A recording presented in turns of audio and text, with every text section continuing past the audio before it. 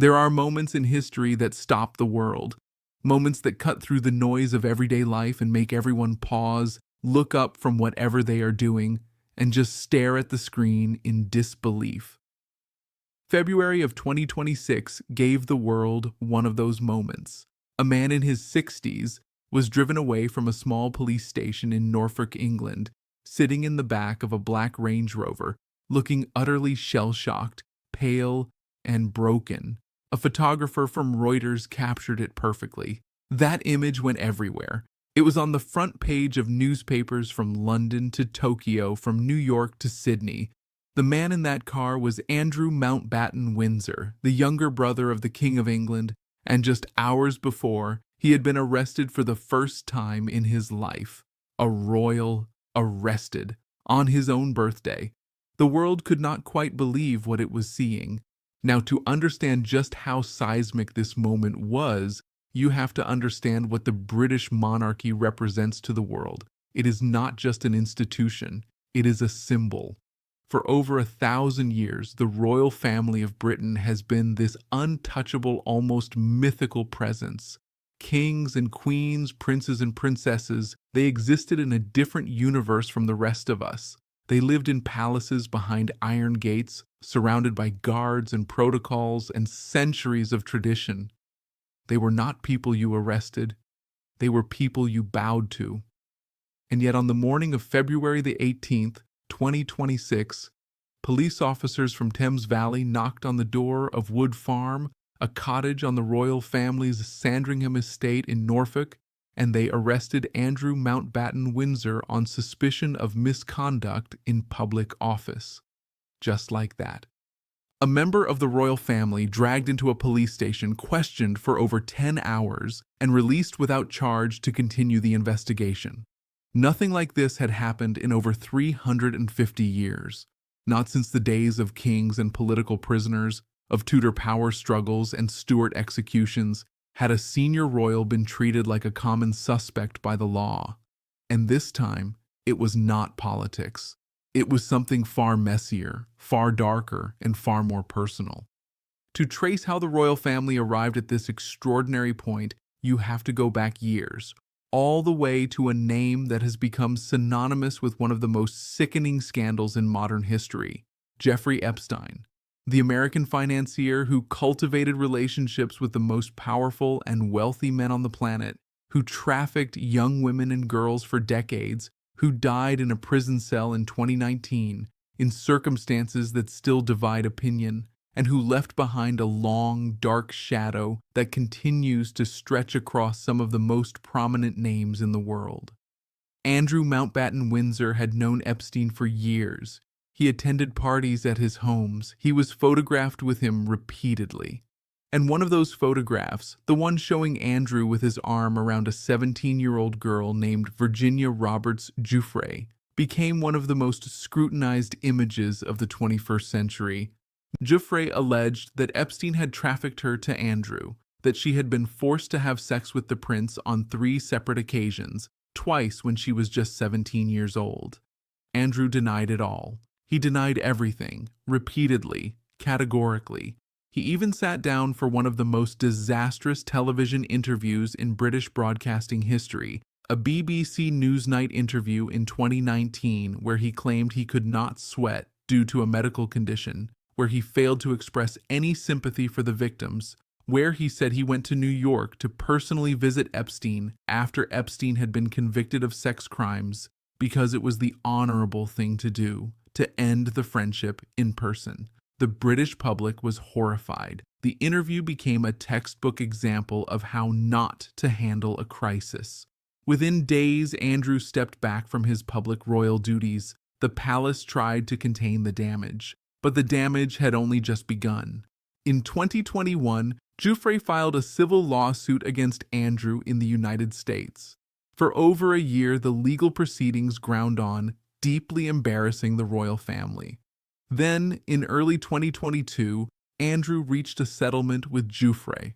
The exact amount was never officially confirmed, but reports suggested it ran into the millions. He admitted no wrongdoing. He agreed to make a substantial donation to Joffre's charity supporting victims of trafficking.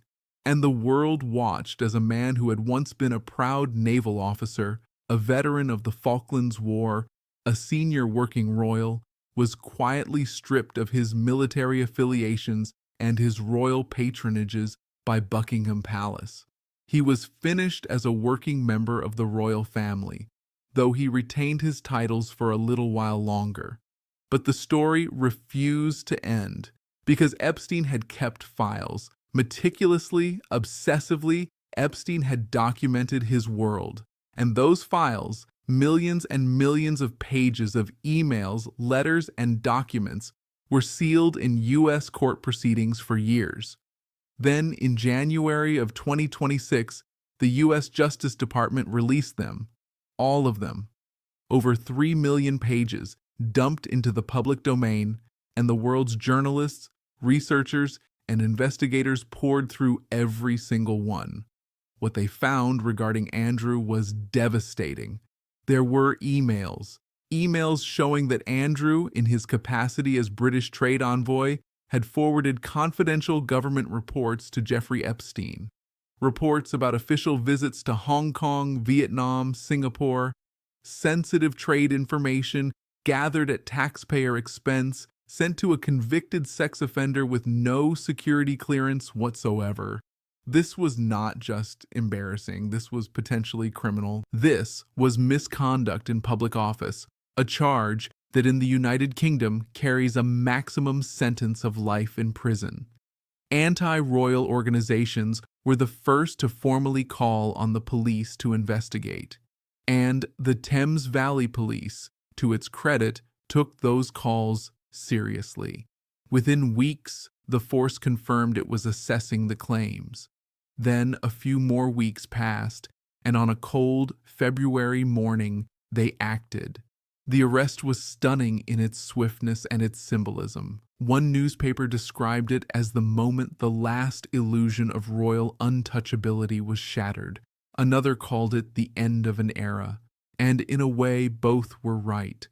What made this even more extraordinary was what happened at Buckingham Palace in the hours after the arrest became public. King Charles III, who had already been fighting his own very personal battle with cancer, released a statement. And it was not the kind of vague, carefully worded palace non-statement that the institution has been hiding behind for generations. It was stark. It was direct. In it, Charles said he had learned with the deepest concern the news about Andrew Mountbatten Windsor and the suspicion of misconduct in public office. And then he said something that royal observers described as historic in its bluntness. He said, "Let me state clearly, the law must take its course." That was it. No defense of his brother, no softening of language, no suggestion that family loyalty could override legal accountability. The King of England publicly told the world that his own brother should face the full force of the law. It was, by any measure, one of the most remarkable statements a British monarch has ever made. And yet, even that was not enough for some people, because behind the scenes, a much larger debate was erupting about the monarchy itself, about its future, about its values, and about whether it had truly learned anything from decades of scandal and dysfunction. Royal commentators pointed out that Andrew's fall had been slow, almost agonizingly slow, and that at every step, the palace had seemed to act only when forced to by public pressure rather than out of genuine moral conviction. He had been allowed to stay in royal homes, to live in a manner befitting a senior prince, long after the world knew what the allegations against him were. Critics asked an uncomfortable question. What did the rest of the royal family know, and when did they know it? If Andrew had been sending confidential government documents to a convicted sex offender, were there people around him who suspected, who looked away, who chose silence for the sake of the institution? It was Prince William, according to insiders, who had been most forceful in pushing for a clean break. The future king, ever conscious of what kind of monarchy he would one day inherit, had reportedly been instrumental in pressuring the institution to distance itself from Andrew long before the arrest. And after the arrest, that distance became absolute. Andrew Mountbatten Windsor was not just stripped of titles and duties, he was stripped of the protection that royal status had always provided. He was, in the eyes of the law, just another man, just another citizen. And just as remarkable was the fact that hardly anyone within the establishment rushed to defend him. His daughters, Princess Beatrice and Princess Eugenie, stayed largely quiet. His ex-wife, Sarah Ferguson, who had remained publicly loyal to him for years, made no statement. The silence from those who had once stood by him was deafening. Meanwhile, the woman at the center of those original allegations, Virginia Roberts Giuffre, was not alive to see this day. She had died by suicide the previous year, at the age of 41, still carrying the wounds that years of being disbelieved and dismissed had left on her. Her family, her siblings, released a statement when Andrew was arrested, and those words cut through the noise of every royal commentator and every newspaper headline with a kind of raw, searing clarity. They wrote that their broken hearts had been lifted at the news that no one was above the law, not even royalty. They wrote that Virginia had done this for survivors everywhere. And then they wrote something that seemed to land like a hammer blow. They wrote that he was never a prince. Just 4 words. And yet those 4 words said everything about the distance between the grandeur of titles and the reality of human beings who suffered because of the actions of powerful men who believed themselves untouchable. For investigative journalist Julie K. Brown, the woman who had spent years digging into the Epstein network and whose work had been crucial in bringing the story to public attention, the arrest of Andrew was a turning point. She said that when she first heard the news, her immediate thoughts went to Virginia Giuffre. It was as if all those years of work, all those doors slammed in her face, all those powerful people who had tried to bury the story had finally reached a moment of reckoning. The Epstein files had opened a door that could never be closed again. Back in Britain, the story was dominating every news cycle, every dinner table, every office conversation. Royal expert Daisy McAndrew said on NBC News that in many ways this was a more serious moment for the monarchy than the death of Princess Diana in 1997. That event had damaged the monarchy because the public felt the Queen had handled her grief coldly and with too much distance. But this was different. This was not about how a family responded to a tragedy that happened to them. This was about a member of that family potentially committing a crime. And there is no royal protocol for that. There is no carefully choreographed balcony appearance that makes this better. There is no statement gracious enough, no ceremony solemn enough to wash away the image of a man who used to be a prince walking out of a police station under criminal investigation. The debate about the future of the monarchy intensified in the weeks that followed. Republicans in Britain, those who had long argued that the institution was an anachronism, a relic of class and privilege dressed up as tradition, felt the wind at their backs for the first time in years. Polls showed a dip in public support for the monarchy. Young people in particular expressed uncertainty about whether the institution had a meaningful place in modern Britain. And yet, and this is the paradox that has always defined the British relationship with its royal family, the institution also showed signs of resilience. King Charles himself, battling cancer and carrying the weight of a monarchy in crisis, continued to carry out public engagements with a kind of quiet dignity that many people found genuinely admirable. In June of 2026, just months after the arrest of his brother, Charles led the Order of the Garter ceremony at St. George's Chapel in Windsor Castle. He presided over Trooping the Colour, the annual birthday parade, with thousands lining the streets of London to watch, and in a move that few saw coming, Buckingham Palace announced that King Charles would become the first British monarch in history to publicly disclose his personal tax information. It was a transparency gesture, a deliberate and conscious effort to signal that this was a different kind of monarchy, that the era of secrecy and shielding the institution from scrutiny was over. The decision had come at the express wish of the king himself, a palace spokesperson said, and regardless of what one might think about the broader institution, it was hard to look at that moment and not see a man who understood that the only way forward was through honesty rather than around it. Prince William, meanwhile, was increasingly visible as the future of the monarchy. He and Princess Catherine, who had herself faced one of the most difficult years of her life the previous year, when her own cancer diagnosis had shocked the nation, were now presenting a picture of stability and quiet purpose. The palace around them was in chaos.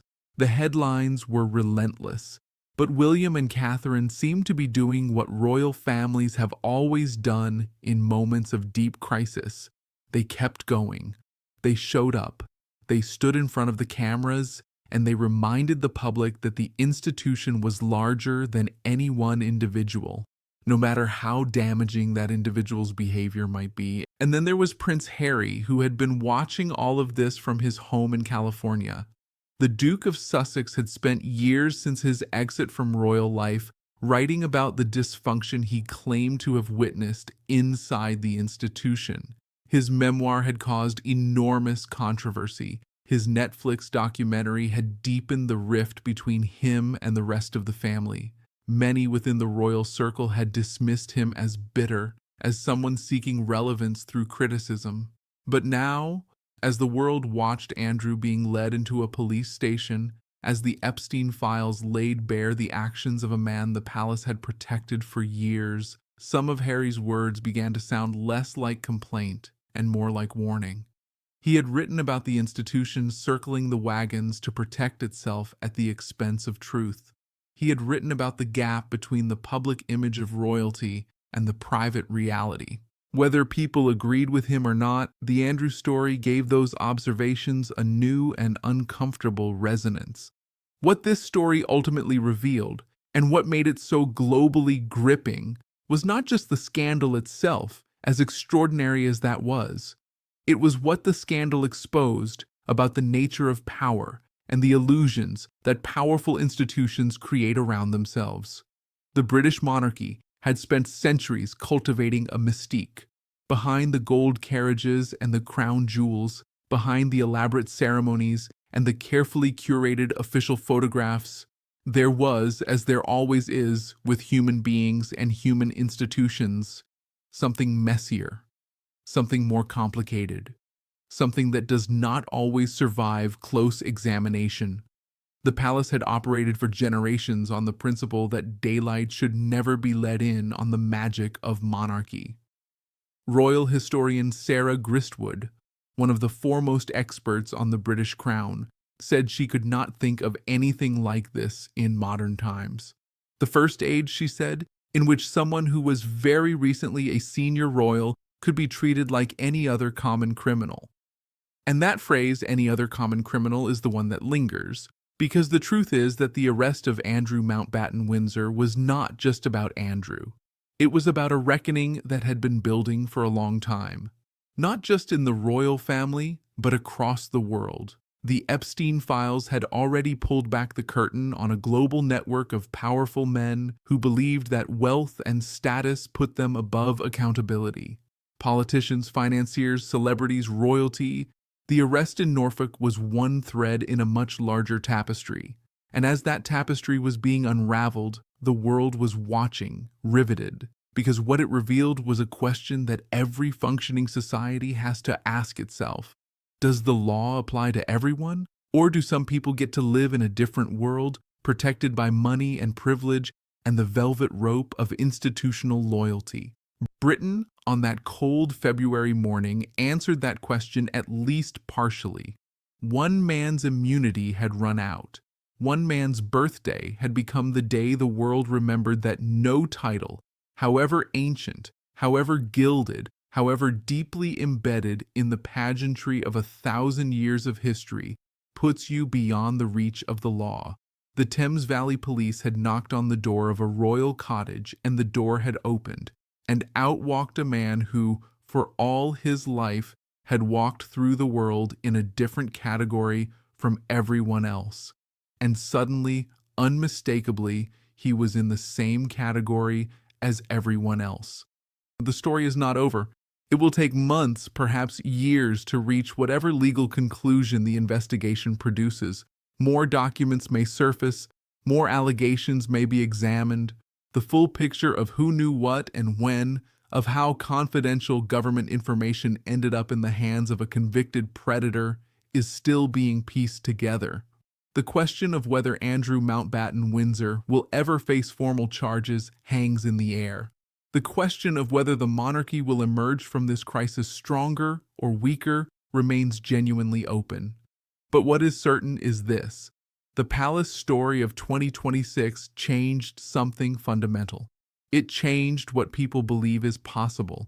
It changed the conversation about institutions and accountability, about the relationship between privilege and the law, about the distance between the pomp and ceremony of power and the raw human reality that always lies beneath. It reminded the world that history does not always move forward in orderly processions of state coaches and waving monarchs. Sometimes it lurches forward in the back of a black Range Rover through a small Norfolk town, with a flash of camera bulbs and the slow, stunned realization that things are never quite the same again. Virginia Giuffre fought for years to be believed. She was a young girl who had been trafficked, abused, and then subjected to years of legal battles and public attacks on her character. She did not live to see this day. But her family's words rang out across the world when the news broke. No one is above the law, not even royalty. Those words belong to her. And in a strange, bittersweet, deeply human way, the fact that the world was listening, finally, genuinely listening, is the most significant thing to come out of the palace story that made global headlines in 2026. Because at the end of all the drama and the royal intrigue and the constitutional debates, that is the story. Not the gold or the titles, not the centuries of tradition or the protocols or the palaces with their iron gates and their guards. The story is a young woman who refused to be silenced and a world that eventually stopped looking away. That is the story that will outlast every headline, every documentary, every political debate about the future of the monarchy, and it is a story worth telling again and again until the lesson finally sticks.